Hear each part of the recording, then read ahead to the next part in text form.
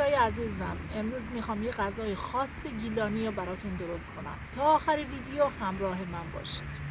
مواد لازم: دل یا جگر مرغ که من اینجا از دل مرغ استفاده کردم چون جگر مرغ زیاد خوب نیست.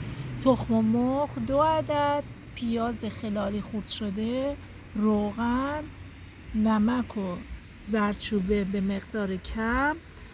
من از فلفل سبز استفاده میکنم. پیاز خلالیمون رو داخل مایتابه ریخته و به مقدار لازم روغن بهش اضافه میکنیم.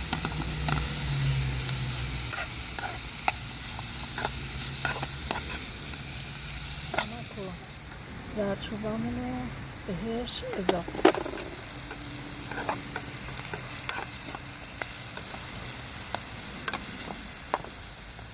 به این مرحله که رسید دل مرغ رو بهش اضافه میکنیم.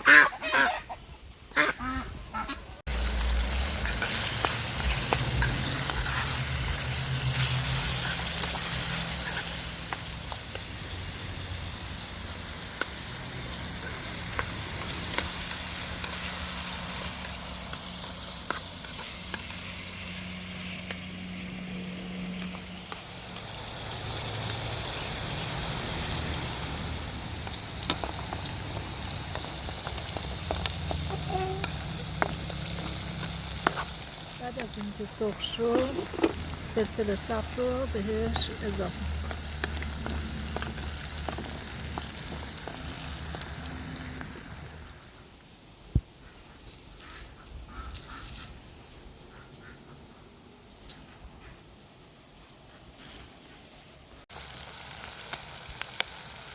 دو عدد تخم مرغمون رو بهش اضافه میکنیم. مثلا مخلوطش میکنیم.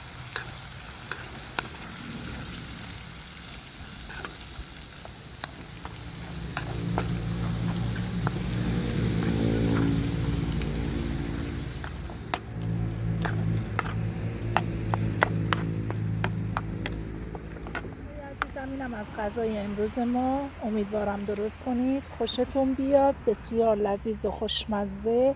برای شام، برای عصرونه، برای مهموناتون میتونید سرو کنید.